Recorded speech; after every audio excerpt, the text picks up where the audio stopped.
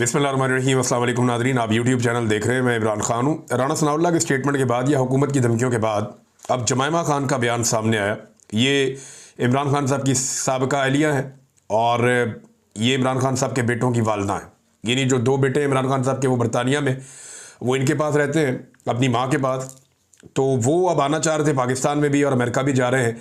वो ख़ुद से आवाज़ उठाना शुरू हुए हैं अपने बाप की आज़ादी के लिए, और ये हर बेटे का हक होता है। तो इसमें जमायमा ने कहा कि मेरे बेटों को इजाज़त नहीं है कि वो फ़ोन पर अपने बाप से बात कर सकें, और उन्हें जो है एक ऐसी कैद में रखा गया है जहाँ कैद तन्हाई है और 2 साल हो गए हैं। और पाकिस्तान की गवर्नमेंट ने अब ये कह दिया है कि अगर वो अपने बाप को मिलने के लिए जाएंगे, यानी मेरे बेटे अपने बाप को मिलने के लिए जाएंगे, तो उन्हें भी गिरफ्तार कर लिया जाएगा और उन्हें जेल में सुलाखों के पीछे डाल दिया जाएगा। ये किसी जमहूरियत में नहीं होता, या किसी चलती हुई रियासत के अंदर ये नहीं होता, फंक्शनिंग स्टेट के अंदर नहीं होता। ये सियासत नहीं है, ये एक ज़ाती इंतकाम है। ये जनाब जमायमा खान ने इसके ऊपर एक स्टेटमेंट दिया है। इस स्टेटमेंट को लेकर बड़ा रोला पाकिस्तान में पड़ा हुआ है। PMLN भी इस पर बात कर रही है, बाकी जमातें भी इस पर बात कर रही हैं। तो देखें, ये एक रियलिटी है कि इमरान खान साहब ने जमायमा को मुसलमान करके उनके साथ शादी की, और इमरान खान के बेटे जो है वो मुसलमान हैं। और वो यानी जो लोग यहाँ उन्हें मिलते हैं उन्हें पता है कि वो मुसलमान है।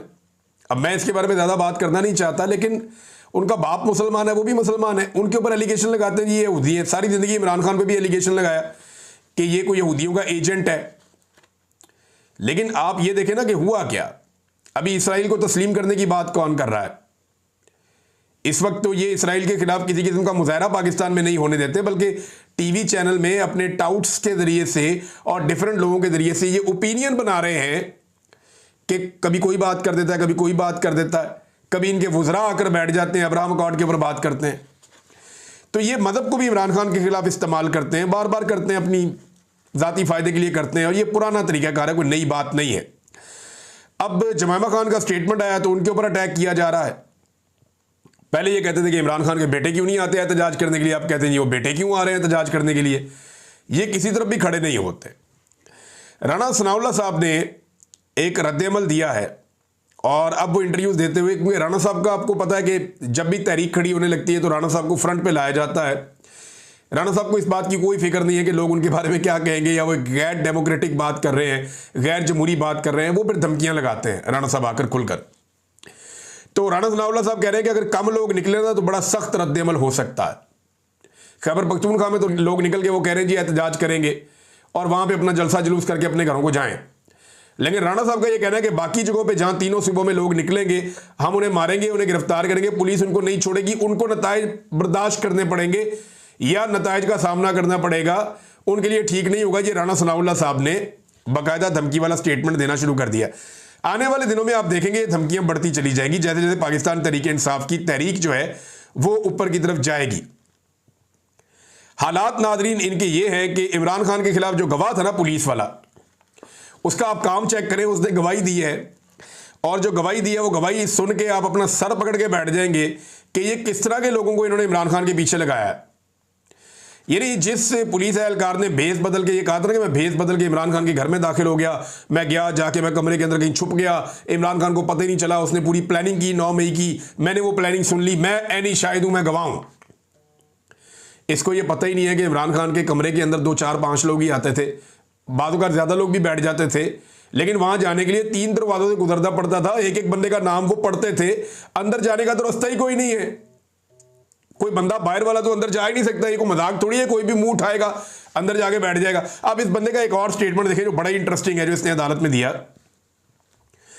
इस बंदे ने अदालत को बताया, ये मोहम्मद उमैर साहब है जर्नलिस्ट जिन्होंने खबर रिपोर्ट की, बड़ी मजेदार है। इस बंदे ने अदालत को बताया, पुलिस एहलकार ने जो भेस बदल के गया था जमान पार्क में, उसने कहा जी जमान पार्क के गेट से जो दरवाजे का फासला है, इमरान खान के अंदर वाले दरवाजे का और बाहर वाले गेट का जो फासला है वो जनाब 400 मीटर है। यानी ये बंदा कभी मेरे ख्याल में जमान पार्क गया ही नहीं। इमरान खान का टोटल घर 100 मीटर का नहीं होगा, बल्कि ये गेट की बात कर रहे हैं। जो बाहर बैरियर लगा हुआ था ना सड़क के ऊपर, वहां से लेके आपने इमरान खान तक जाना है ना, तो मैक्सिमम फासला आपका 100 मीटर बनता होगा, मैक्सिमम 100 मीटर बनता होगा। इसने 400 मीटर बताया। लगता है इसने रावण में ड्यूटी की हुई है, क्योंकि रायगढ़ में मियाँ साहब के गेट से लेके उनके घर तक 400 मीटर बनते होंगे, या चलो अगर कोई बनी गाला चले जाए तो वहां पे हो सकता है इतना फासला बन जाए इमरान खान के घर तक पहुंचने के लिए या पिछले हिस्से में घर के पहुंचने के लिए। लेकिन इतना फासला यहां जमान पार्क में तो है ही नहीं। जमान पार्क में तो आप ये दरवाजे से एंटर होते हैं, ये सामने दूसरा दरवाजा है, 100 फुट होगा मेरे ख्याल में फासला, 30 मीटर मेरे ख्याल में, 25-30 मीटर, या शायद इससे भी कम फासला होगा। बिल्कुल सामने तो वो है। यानी यहां पे लड़के क्रिकेट खेलते थे, एक विकेट जितना फासला है टोटल, कि उधर से बॉलिंग करते थे एक दरवाजे से और सामने वाले गेट पे वो खेल लेते थे। मैं वो देख रहा था क्रिकेट की वीडियोस, तो 22 मीटर की या 22 कदम की एक पिच होती है, तो भाई इतना ही फासला है। और अगर उसके बाहर आप देखें सड़क पे, तो वो बाहर भी इतनी जगह है, सारा मिला के बाहर मेन सड़क से बाहर वाले से लेके वहां से इमरान खान तक 100 मीटर होगा, या इसके थोड़ा ऊपर नीचे। तो ये जनाब इस तरह के बयानात हैं और इनके ऊपर अदालतें फैसले दे रही हैं, और फैसले भी इमरान खान के खिलाफ दे रही हैं। हैरत होती है मुझे। नाज़रीन, खैबर पख्तूनख्वा में सेनेट का इलेक्शन होना है, तो इंसानों की मंडी लगाने की तैयारी कर ली गई है, लेकिन हुकूमत की एक कोशिश है और वो ये कोशिश करेंगे कि बिला मुकाबला सेनेटर्स बन जाएं। इसके लिए वो अपने कुछ सेनेटर जो है, यानी वो ये सोचने के लिए तैयार है कि ठीक है, अगर एक PMLN को मिल जाए, एक पीपल्स पार्टी को मिल जाए, एक फजल रहमान को मिल जाए, कोई एक अदा और भी इनको मिल जाए, तो चलो बाकी सेनेटर PTI को मिल जाए। क्योंकि PTI को इस बात की समझ है कि यह मंडी लग गई तो मामला बड़ा ख़राब हो जाएगा। इमरान खान साहब बाहर है नहीं और पार्टी के ऊपर कंट्रोल की सूरत हाल उतनी अच्छी है नहीं, पूरी की पूरी एस्टेब्लिशमेंट जो है वो PTI के खिलाफ खड़ी है। तो अपोजिशन तो अब धमकाएगी और ज़्यादा सीटें लेने की कोशिश करेगी। देखते हैं आने वाले दिनों में इसको रिपोर्ट करते हैं। वज़ीरिस्तान में नाज़रीन एक इंतहाई अफसोसनाक वाक़या पेश आया। एक तो पहले आप ये देख लें कि जनूबी वज़ीरिस्तान के अंदर अमन जरगा हुआ, बहुत बड़ी तादाद में वज़ीरिस्तान के शहरी निकले, वो आए और आकर बैठे। मुख्तलिफ इलाकों से वो आए, शुमाली वज़ीरिस्तान से, जनूबी वज़ीरिस्तान से, ये लोग बैठे और इन्होंने एक ही मुतालबा किया और एक ही बात की।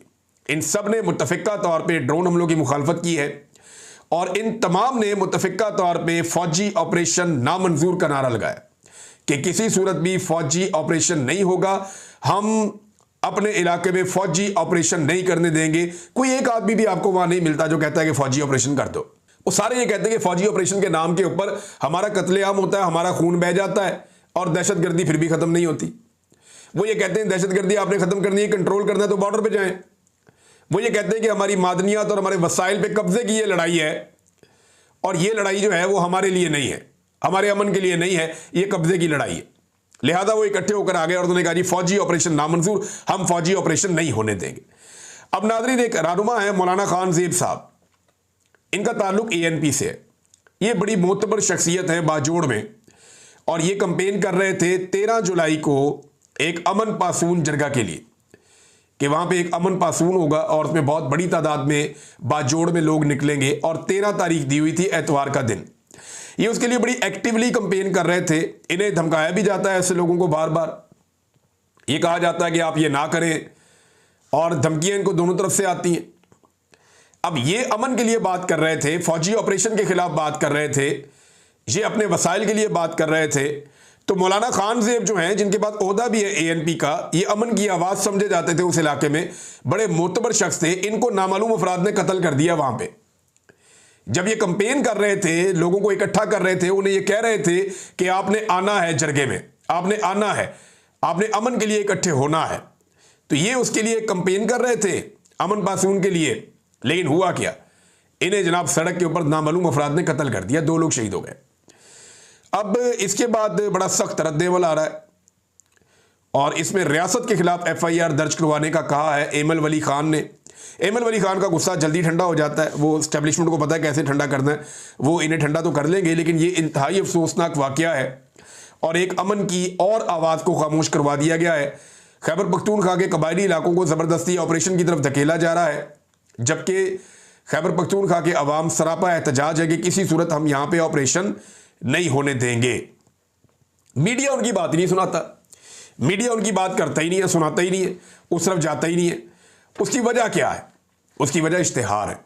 मीडिया को इश्तिहार कैसे दिए जाते हैं, ज़रा ये खबर आप देखें, आपके 14 तबक रोशन हो जाएंगे कि ये अपनी कंपेन कैसे चलाते हैं इश्तिहारों की, और दूसरी जो कंपेन पब्लिसिटी की चलाते हैं कैसे चलाते हैं।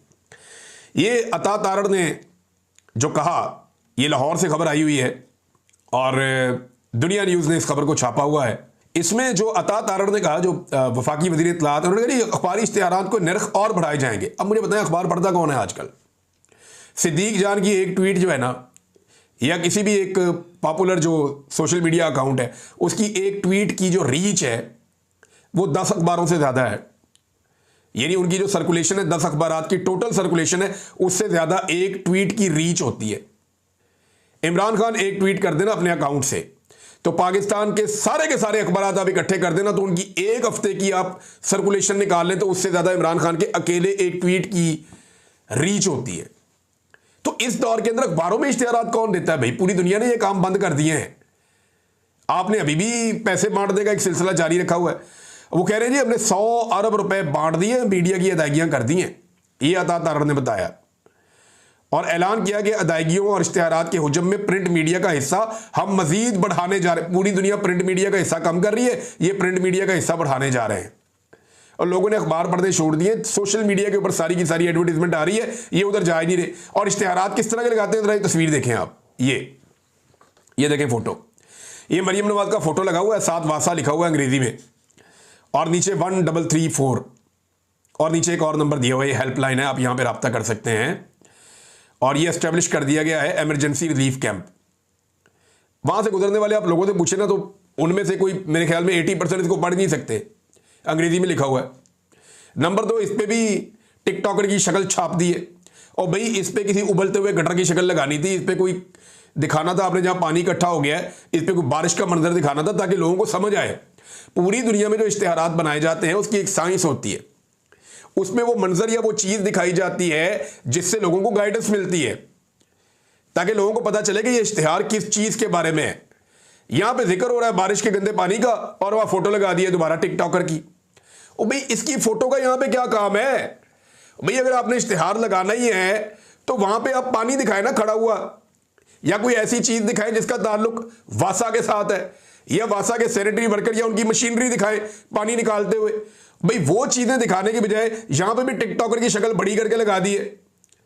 हद हो गई है सरकारी वसाइल के ऊपर किसी को लीडर बनाने की। आज तक इतनी कोशिश नहीं की गई जितनी इस औरत के लिए की जा रही है, आप अंदाजा करें। और जाली है, मैं क्योंकि देखें मुझे रिस्पेक्ट करनी चाहिए, मेरे अंदर से भी बात होगा आवाज आती है, लेकिन मामला पता क्या है, जाली है ना, जाली फार्म 47 है, वो है ही नहीं इस ओहदे के लायक जहां जबरदस्ती लाके मेरिट के खिलाफ आ गई है ना, अवाम ने वोट नहीं दिया, जबरदस्ती लाकर मिलिट्री एस्टेब्लिशमेंट ने बैठा दिया।